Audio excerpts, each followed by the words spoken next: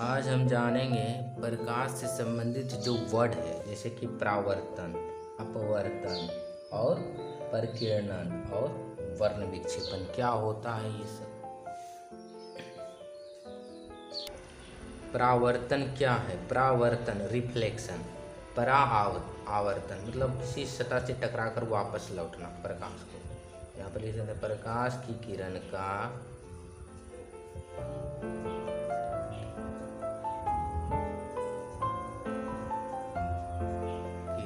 किसी परावर्तक सतह से, परावर्तक सतह वो ऐसी सतह जिससे प्रकाश क्या हो, रिफ्लेक्ट हो जाए। परावर्तक सतह में क्या हो सकता है? चमकदार सतह हो सकता है, कोई दर्पण हो सकता है या दर्पण सतह से वापस लौटने की क्रिया को क्या कहते हैं? लिख दीजिएगा, वापस लौटने की क्रिया को परावर्तन कहते हैं। परावर्तन दो प्रकार के होते हैं। परावर्तन मतलब प्रकाश की किरण का टकराकर किसी सतह से टकराकर वापस लौटना। नियमित परावर्तन एक होता है, इसको रेगुलर रिफ्लेक्शन बोलते हैं, रेगुलर, और एक होता है अनियमित। तो किसी चिकनी सतह से किसी समतल सतह से प्रकाश का वापस लौटना क्या कहलाएगा? नियमित परावर्तन। और अनियमित परावर्तन किसी खुरदरी सतह से, इस प्रकार कोई दर्पण है, आईना है, ऐनक, इससे प्रकाश की किरण पड़ेगा यहाँ तो इस प्रकार लौट जाएगा, तो ये क्या नियमित परावर्तन है। अनियमित परावर्तन कोई भी चमकीली सतह है लेकिन खुरदरी है, इस प्रकार प्लेन नहीं है, तो यहाँ से प्रकाश की किरण ऐसे आएगा, फिर ऐसे जाएगा, ऐसे होगा, अनियमित परावर्तन हो गया, ये नियमित नहीं है। तो ये हो गया परावर्तन। आगे देखते हैं परावर्तन का एग्जाम्पल, जैसे कोई एक टॉर्च है हमारे पास, लाइट का सोर्स, इससे लाइट निकला, यहाँ पर ऐनक है, ऐनक यानी कि दर्पण, इस पर लाइट पड़ा, तो यहाँ पर लाइट पड़ने के बाद ये इस प्रकार रिफ्लेक्ट हो जाएगा। तो परावर्तन किस प्रकार होगा, इसके लिए दो नियम हैं। परावर्तन के कितने नियम? दो नियम।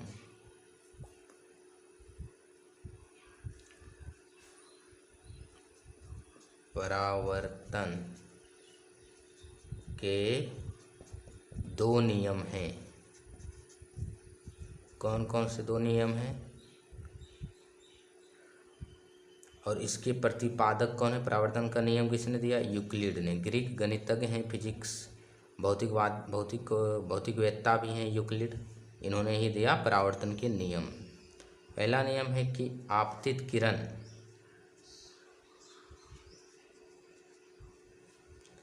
परावर्तित किरण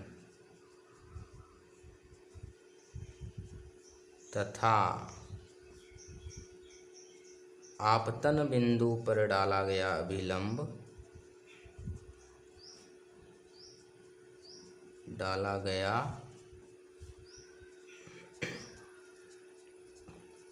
अभिलंब एक ही तल में होते हैं, एक ही तल में या समतल में होते हैं।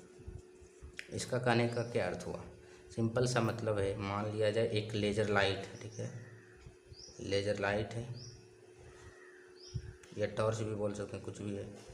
यहाँ पर एक ऐनक है, ठीक है, तो टॉर्च से जो किरण आएगा दर्पण पर पड़ेगा, इसको बोलेंगे आपतित किरण, ठीक है। आपतित किरण मतलब आने वाली किरण। कहाँ से? कोई भी प्रकाश के स्रोत है, चाहे वो टॉर्च हो, बल्ब हो, लेजर लाइट हो या कुछ भी हो, या तो सन ही क्यों ना हो, सूरज भी तो प्रकाश का स्रोत है।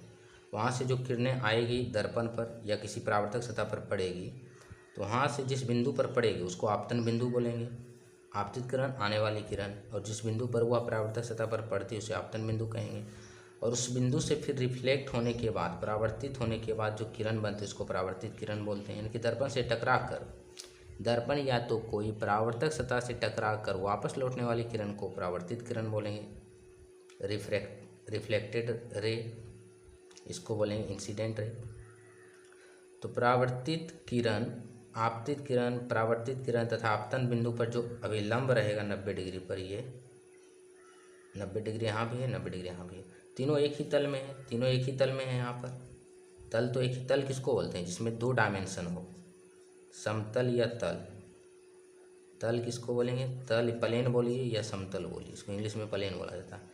जिसमें 2 डायमेंशन 2D हो। 2D मतलब 2 डायमेंशन, या एक्स वाई, मतलब कि लंबाई चौड़ाई हो, या तो ऊंचाई चौड़ाई हो, या तो लंबाई ऊंचाई हो। जैसे ये वाइट बोर्ड है, ये क्या है? 2D है, इसमें लंबाई चौड़ाई है, ऊंचाई नगण्य है, इसलिए उसको इग्नोर कर दिया जाता है। जैसे कोई कागज़ है, पेपर, वो क्या है? 2D है, क्योंकि उसमें लंबाई है, चौड़ाई है, ऊंचाई नहीं है। वही कोई बॉक्स है जो क्यूब है, क्यूब क्या है? 3D है, क्योंकि इसमें लंबाई चौड़ाई ऊंचाई मोटाई सब चीज़ है। इस प्रकार का जो बक्सा रहता है ये क्या है? 3D है। तो 2D और 3D समझ में आ गया। 2D मतलब जिसमें लंबाई केवल 2 बीमा हो। 2 बीमा मतलब या तो लंबाई चौड़ाई होगा, या तो चौड़ाई ऊंचाई होगा। 3D मतलब लंबाई चौड़ाई ऊंचाई या मोटाई तीनों हो। तो पहला नियम है कि आपतित किरण, परावर्तित किरण तथा आपतन बिंदु पर डाला गया अभिलंब क्या होगा? एक ही समतल में होगा। एक ही समतल में है तीनों। एक हो गया, क्लियर। दूसरा नियम कहता है कि आपतन कोण को सूचित करते हैं, इसका नाम क्या है? कोण आई इक्वल टू परावर्तन कोण होता है, कोण आर। जैसे कोई दर्पण है या परावर्तक सतह, इस पर कोई किरण आई, आपतित किरण, ठीक है। तो आपतित किरण के बीच जो एंगल बनेगा उसको बोलेंगे आई, कोण आई। यहाँ पर अभिलंब है 90 डिग्री। तो आपतित किरण यहाँ से आई इस प्रकार और ये लौट गई इस प्रकार। तो आपतन कोण ये होगा। अभिलंब और आपतित किरण के बीच को कोण को क्या बोलेंगे? आपतन कोण। अभिलंब मतलब नॉर्मल 90 डिग्री।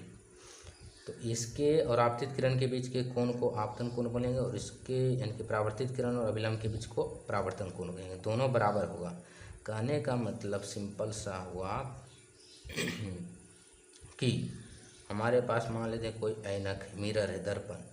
यहाँ पर हम लेजर लाइट रिफ्लेक्ट करें, मान लेते हैं ये अभिलंब है इसका, और यहाँ से एंगल बना 45 डिग्री, यानी कि आपतित किरण हम 45 डिग्री पर आपतित करवाएं प्रकाश को किसी दर्पण पर, तो वो लौटेगा भी 45 डिग्री से, ठीक है। यदि हम 60 डिग्री से आपतित करवाते तो 60 डिग्री से आपतित होता, परावर्तित होता। कहने का सीधा सा मतलब है कि आपतित किरण का जो कोण होगा, आपतन कोण, वही बराबर होता है हमेशा परावर्तन कोण के। हो गए यही दो नियम है प्रकाश के परावर्तन के।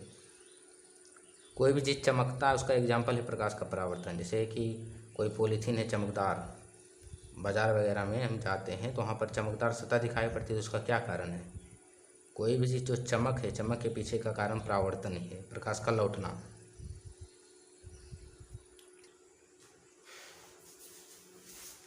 आप जानते हैं अपवर्तन क्या है? अपवर्तन मतलब रिफ्रैक्शन। रिफ्रैक्शन क्या है? जब प्रकाश की किरण एक माध्यम से दूसरे माध्यम में जाती है तो वो अपने मूल पथ, जो उसका मेन रास्ता होता है, उससे वह विचलित हो जाती है। विचलित मतलब मुड़ जाती है, उसी को बोलेंगे अपवर्तन। अपवर्तन मतलब प्रकाश की जो मार्ग है, रास्ता, उससे विचलित होना, मुड़ जाना। अपवर्तन मतलब मुड़ जाना, सीधा सा याद रखिए। जैसे माध्यम क्या? माध्यम 2 प्रकार के होते हैं मीडियम। एक होता है सघन माध्यम और एक होता है विरल माध्यम। सघन को इंग्लिश में बोलते हैं डेंसर मीडियम, और विरल को बोलते हैं रेयरर, ठीक है। सघन माध्यम किसको बोलेंगे और विरल माध्यम? सघन माध्यम जो घना हो, अधिक घना मतलब अधिक मोटा हो, जिसके कण आपस में एक दूसरे से सटे हों, सघन उसी को बोला जाता है। जिसका घनत्व अधिक हो, बोल सकते हैं। घनत्व का सीधा सा मतलब है यदि मान लेते हैं कि एक ट्रेन है, ठीक है, एक ट्रेन का बोगी है, कोच है, ठीक है। इस पर यदि अधिक भीड़ है तो अधिक व्यक्ति है इसमें, इस ट्रेन में, तो कहेंगे ट्रेन का घनत्व अधिक है। घनत्व अधिक है मतलब आयतन तो हमेशा एक जैसा रहेगा। बोगी का आयतन स्पेस बढ़ेगा नहीं, आयतन तो सेम रहेगा, लेकिन भीड़ रहेगा तो द्रव्यमान बढ़ जाएगा, जो वजन है ट्रेन का वो बढ़ जाएगा। बेसिकली बोल सकते हैं उसका घनत्व अधिक है। घनत्व मतलब द्रव्यमान अधिक है। द्रव्यमान कब अधिक होगा? जब उसमें कणों की संख्या अधिक होगी। तो सघन कहने का अर्थ हुआ जो मोटा हो, घना हो, और विरल मतलब जो पतला हो, जैसे जैसे हवा, जल, जल और कांच में कौन सघन है? तो ये सघन है, कांच सघन है, जल पतला है कांच की अपेक्षा। ठोस की भी बात करें तो जल पतला है, द्रव है, ये ठोस है। और उसी तरह हवा, हवा और जल में कौन सघन है? हवा और जल में सघन कौन है? जल सघन है। हवा तो बहुत पतला है, गैस का रूप है, ये द्रव है। ठीक है। और जल और कांच में कौन सघन है? कांच। तो सघन माध्यम और विरल माध्यम समझ में आ गया होगा। सघन मतलब जो मोटा हो, घना हो। विरल मतलब जो पतला है। जैसे हवा, हवा जल की अपेक्षा क्या विरल माध्यम है, जल क्या है? सघन माध्यम। उसी तरह कांच क्या है? सघन माध्यम है। जल क्या हो गया? विरल माध्यम। वायु विरल माध्यम।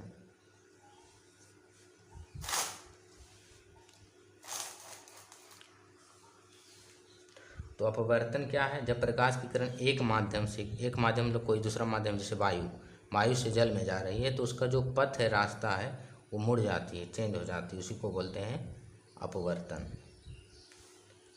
जब प्रकाश, इसी में लिखना है, मान लेते हैं यहाँ सघन माध्यम है, ऊपर वाला क्या है? सघन माध्यम, और नीचे वाला विरल माध्यम। एग्जाम्पल के लिए हम मान लेते हैं ये सघन है, जैसे जल है, ये सघन माध्यम है जल, और विरल माध्यम यहाँ वायु मान लेते हैं, हवा। वायु पतला है जल की अपेक्षा, तो वायु विरल माध्यम हो गया। तो कहा जाता है ऐसा कि जब सघन माध्यम से विरल माध्यम में प्रकाश जाती है, इस प्रकार कोई प्रकाश आ रही है, ठीक है, ये बॉर्डर लाइन है, ऊपर क्या है? जल है, नीचे क्या है? वायु है, ये बॉर्डर है, सीमा। तो ये प्रकाश आती है किससे? सघन माध्यम से विरल माध्यम से। जैसे कि यहाँ पर मान लेते हैं क्या है,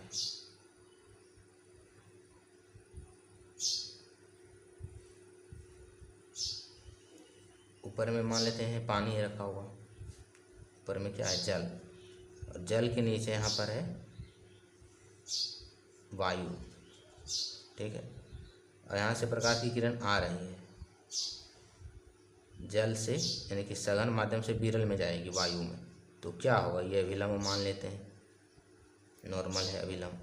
तो सघन से विरल में जाएगी तो क्या होगा? प्रकाश अभिलंब से दूर भागेगी, अभिलंब से दूर भागेगी, यानी कि इसका रास्ता, एक्चुअल रास्ता ये है। रियल रास्ता क्या है? यदि विचलित नहीं होती प्रकाश, तो जिस प्रकार आ रही है तो इसी रास्ते से जाना चाहिए था, लेकिन नहीं, ये अभिलंब है, अभिलंब से दूर भागेगी प्रकाश, इस प्रकार इधर मुड़ जाएगी। इसी को बोलेंगे अपवर्तन। तो जब प्रकाश की किरण सघन माध्यम से, ये क्या है? अभिलंब। अभिलंब को n से सूचित करते हैं। n मतलब नॉर्मल, नॉर्मल मतलब अभिलंब, अभिलंब मतलब 90 डिग्री का जो एंगल बनाता है। तो जब प्रकाश सघन माध्यम से विरल माध्यम में जाएगी तो क्या होगा? एक्चुअल रास्ता ये है, लेकिन इसमें नहीं चलेगी, अभिलंब से दूर भाग जाएगी, ठीक है। और ठीक इसका उल्टा होगा किससे? विरल से सघन। जब प्रकाश विरल माध्यम मान लेते हैं, जैसे जल है, विरल से सघन में आ रही है, सघन मतलब कांच, ग्लास में आ रही है कांच में, तो क्या होगा? जैसे ये है प्रकाश की किरण का, तो ये अभिलंब की ओर मुड़ जाएगी। एक्चुअल रास्ता ये है, ये अभिलंब की ओर मुड़ जाएगी, यानी कि इधर आ जाएगी। ये अभिलंब है, अभिलंब की ओर मुड़ गई। इसको याद करने का ट्रिक है, बना सकते हैं आप, विष की ओर। विष मतलब जहर होता है, हमेशा ये ऑब्जेक्टिव में पूछा जाता है और कन्फ्यूजन वाला ये क्वेश्चन है। विष की ओर मतलब बी से क्या हो गया? विरल, सौ से क्या हो गया? सघन, की ओर मतलब अभिलंब की ओर। यानी कि जब प्रकाश की किरण विरल से सघन में जाएगी तो की ओर मुड़ जाएगी, किसकी ओर? अभिलंब की ओर। जैसे विरल से सघन में जा रही है तो प्रकाश अभिलंब की ओर मुड़ गई, ये याद रखना। एक बात और, जब प्रकाश की, अच्छा मूर्ति क्यों है, इसके पीछे रीज़न है।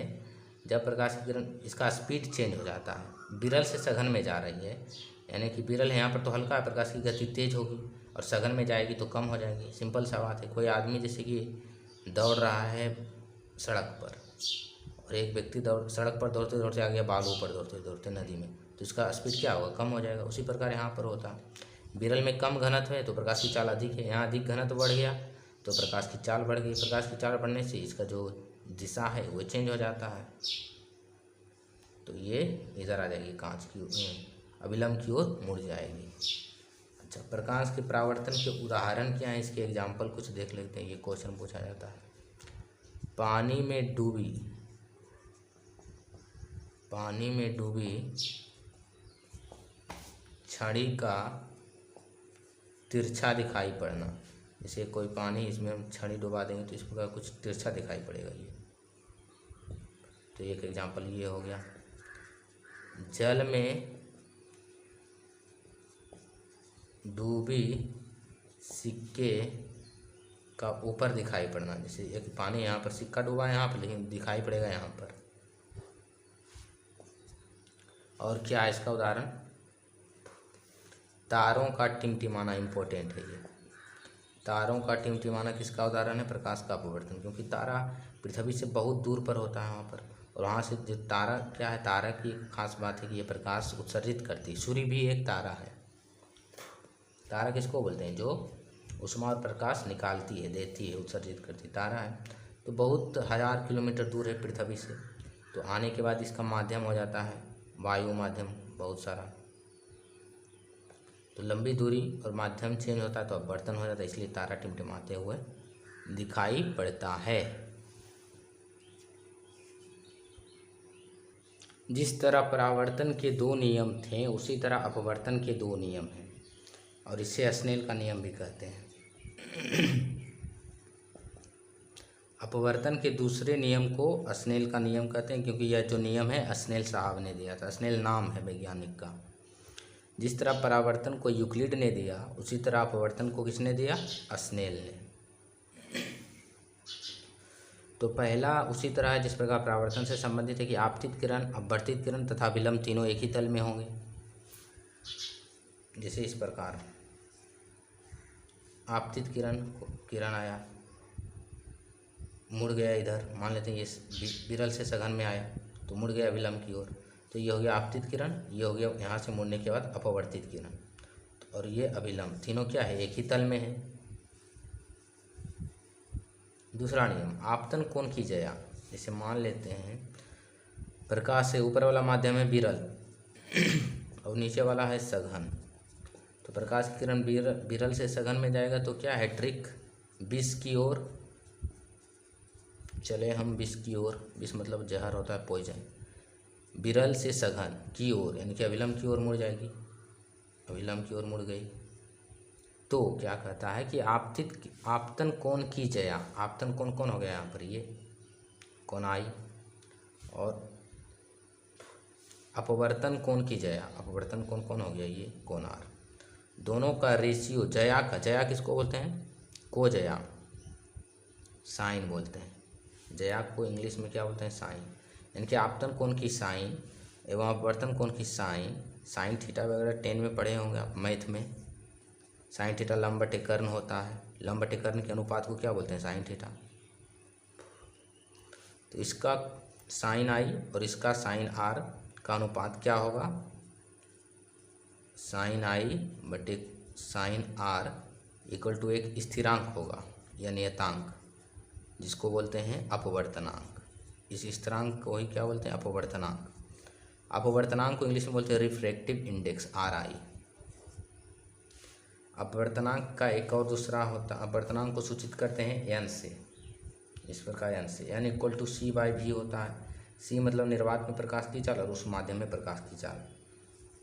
कहने का सीधा सा मतलब हुआ अपवर्तनांक इक्वल टू एक तो ये होता है फॉर्मूला, और अपवर्तन के नियम से साइन आई बटे साइन आर भी हो सकता है, तीनों क्या है, बराबर है।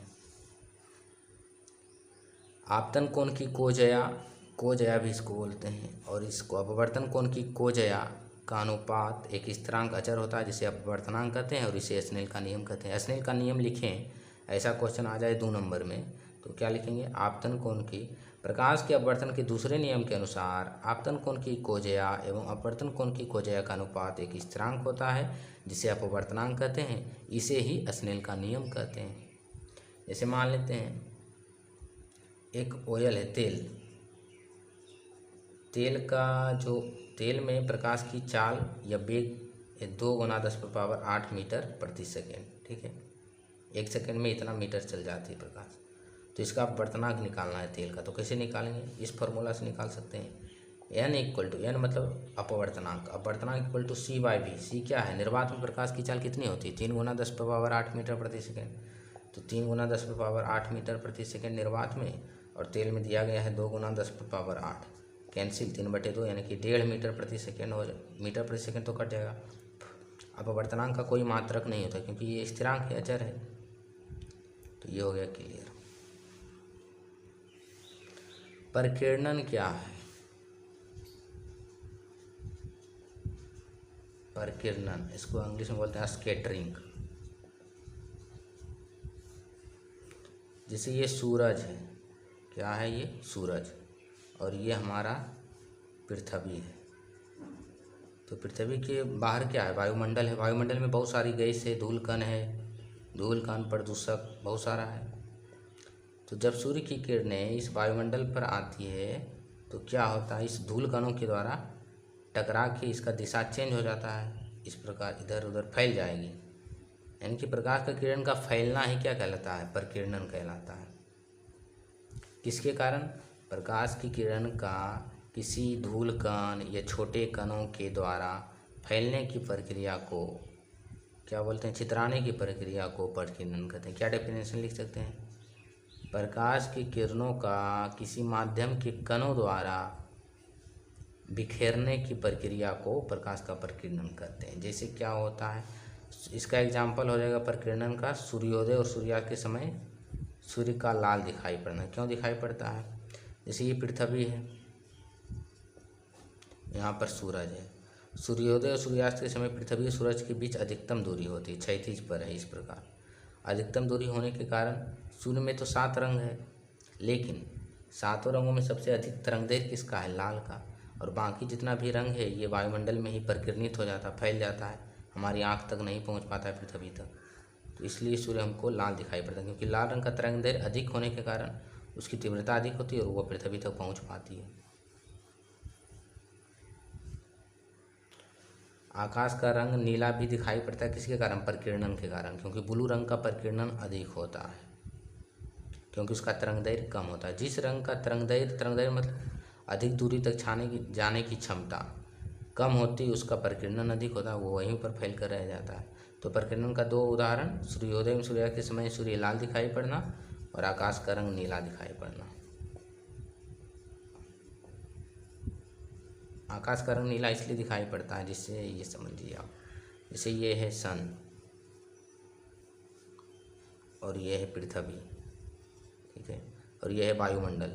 तो सन से 7 कलर आ रही है, लेकिन वह पृथ्वी तक नहीं पहुंच पाती है। तो वायुमंडल में जो रंग अधिक परिकीर्णित होता है उसी से उसका कलर डिफाइन होगा। तो सन का कौन सा कलर अधिक फैलेगा, परिकीर्णित होगा, ये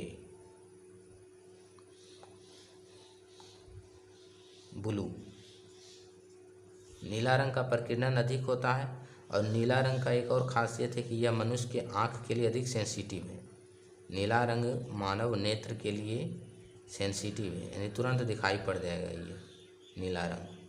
इसलिए आकाश का रंग नीला हमें दिखाई पड़ता है, क्योंकि नीला रंग का परिकीर्णन वायुमंडल में होता है, जिससे वो नीला दिखाई पड़ता है। और एक और है वर्ण विक्षेपन। वर्ण विक्षेपन क्या है, प्रकाश, श्वेत प्रकाश का अलग अलग रंगों में अपने मूल रंगों में बढ़ जाना ही वर्ण विक्षेपन कहलाता है।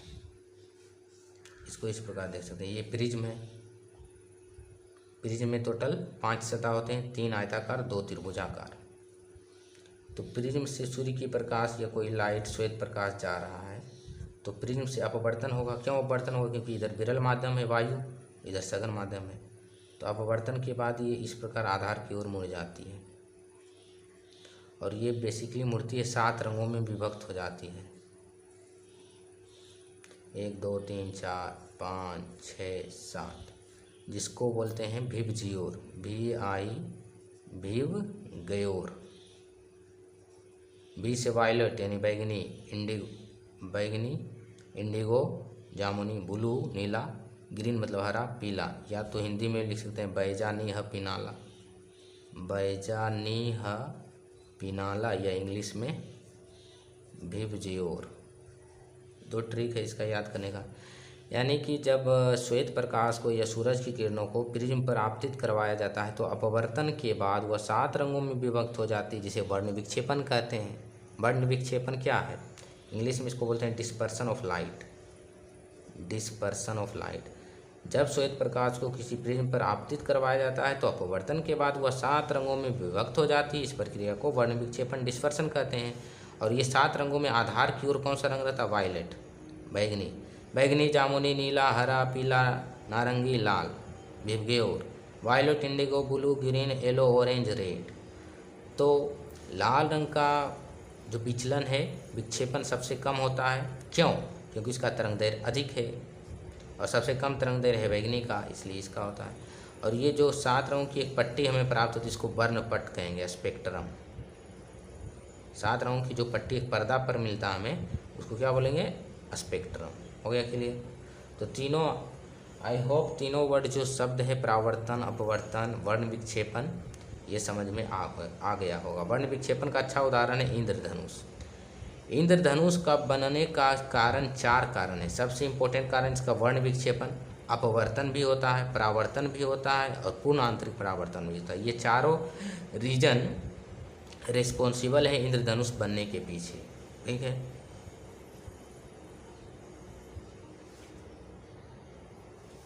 तो ये था आज का प्रकाश का जो वर्ड है, इसमें बहुत कन्फ्यूजन वाला है सवाल। तो यदि वीडियो को अच्छा है तो आपसे एक ही सब्सक्राइब कर दीजिए, लाइक कर दीजिए और शेयर कर दीजिए। यदि इच्छा है, अच्छा है और इच्छा है तो